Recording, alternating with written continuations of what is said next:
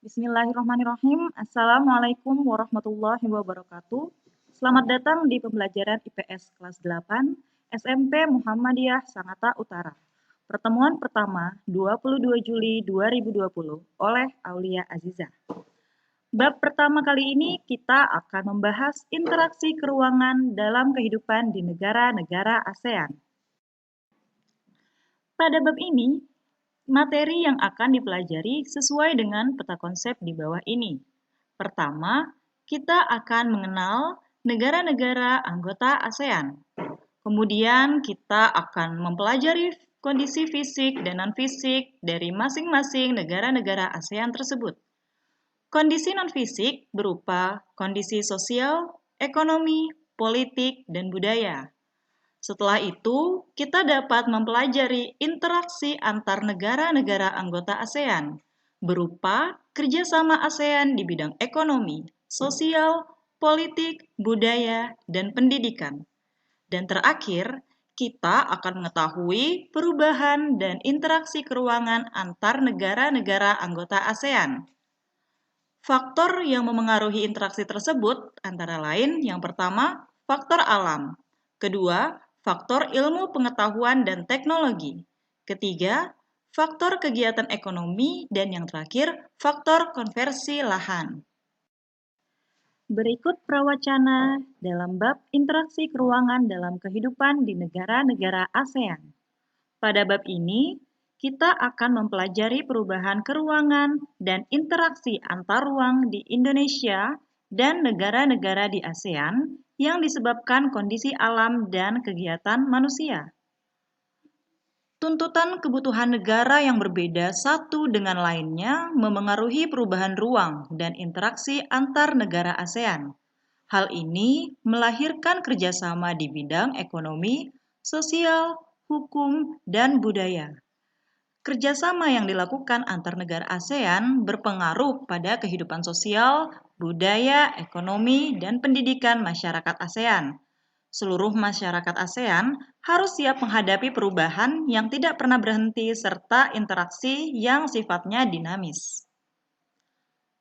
Kompetensi dasar yang akan kita capai pada bab ini adalah memahami perubahan keuangan dan interaksi antar ruang di Indonesia dan negara-negara ASEAN yang diakibatkan faktor alam dan manusia, berupa teknologi, ekonomi, pemanfaatan lahan, dan politik, dan pengaruhnya terhadap keberlangsungan kehidupan ekonomi, sosial, budaya, dan politik.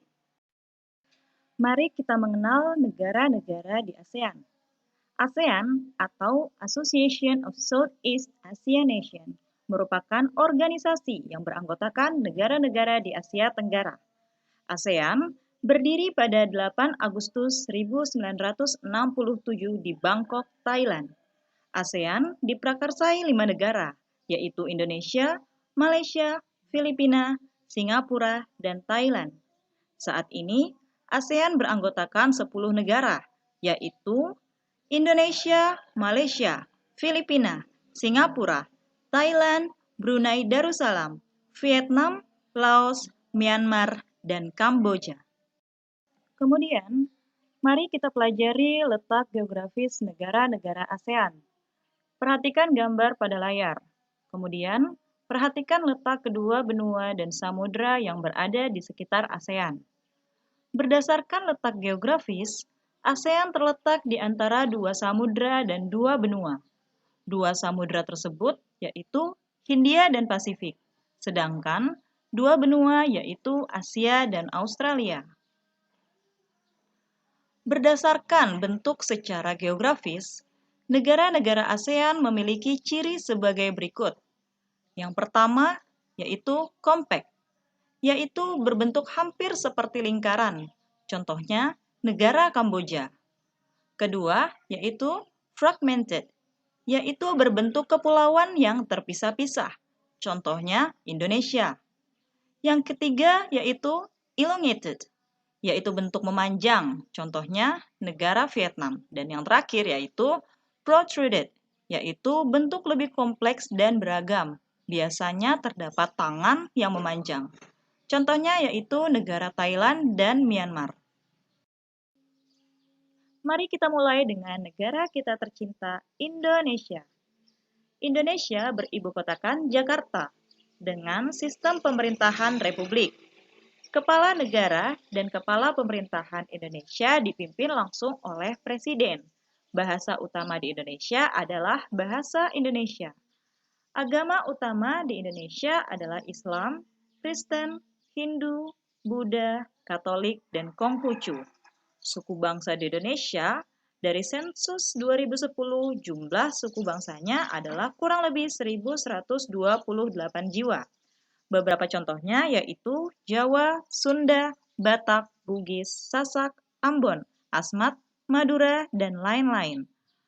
Penduduk di Indonesia pada tahun 2015 berjumlah 255, juta jiwa. Mata uang Indonesia adalah rupiah.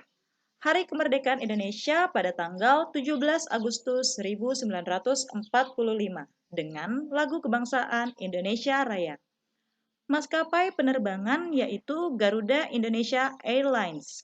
Bandara udaranya adalah Soekarno-Hatta di Tangerang, Kuala Namu di Medan, Adi Sumarno di Solo, Bandara Internasional Ngurah Rai di Bali, Bandar Udara Sultan Hasanuddin di Makassar, dan lain-lain.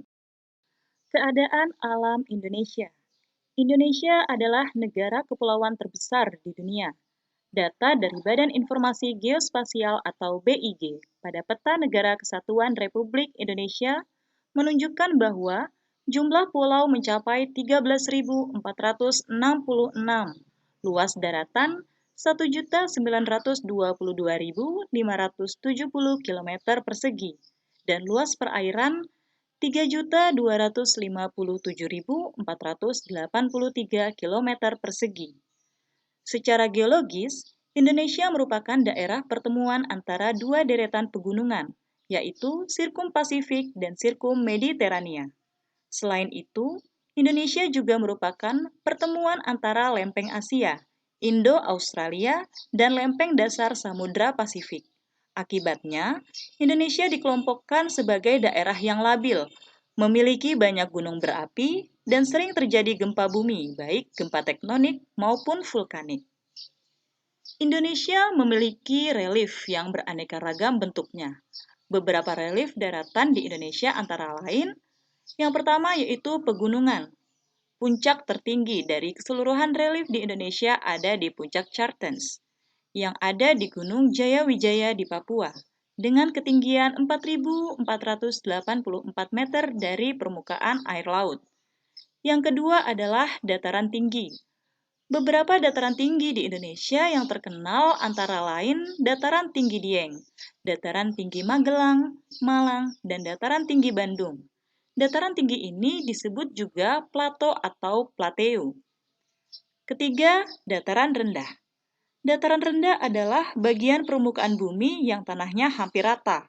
Ketinggiannya berkisar 0 sampai 200 meter dari permukaan air laut. Dataran rendah juga banyak dijumpai di daerah aliran sungai. Contoh dataran rendah di Indonesia adalah dataran rendah di Sumatera bagian timur dan Jawa Barat bagian utara. Yang keempat adalah penaplian. Daerah yang semula berelief kasar, namun karena adanya proses perombakan batuan atau lapisan atas permukaan bumi oleh tenaga dari luar bumi, yang berlangsung lama sehingga bentang alam sisanya berubah menjadi relief datar yang disebut penaplian. Dan yang terakhir adalah depresi. Depresi adalah bagian permukaan bumi yang mengalami penurunan. Bentuk depresi yang memanjang disebut leng, sedangkan bentuk depresi yang membulat disebut basin. Yap, kita telah sampai pada akhir pembelajaran kita yang pertama ini. Silahkan mengerjakan tugas berikut secara individu. Siswa mendapatkan tugas mencari sumber pendapatan utama atau bencana alam yang sering terjadi di masing-masing negara ASEAN. Tugas dikerjakan di buku tulis dan dijelaskan alasan mengapa negara tersebut memiliki sumber pendapatan demikian atau mengapa bencana alam sering terjadi di negara tersebut. Saya ambil contoh negara di luar ASEAN, misalkan Jepang. Jepang memiliki pendapatan utama melalui industri manufaktur karena Jepang memiliki sumber daya manusia yang mumpuni dan sebagainya dan sebagainya. Kemudian untuk bencana alam. Bencana alam yang sering terjadi di Jepang adalah gempa bumi. Alasannya karena Jepang terletak di perbatasan lempeng Samudra Pasifik dan lempeng benua Asia dan sebagainya dan sebagainya. Silakan mengerjakan tugas sesuai dengan pembagian yang telah saya tentukan. Terima kasih, saya tutup. Wassalamualaikum warahmatullahi wabarakatuh.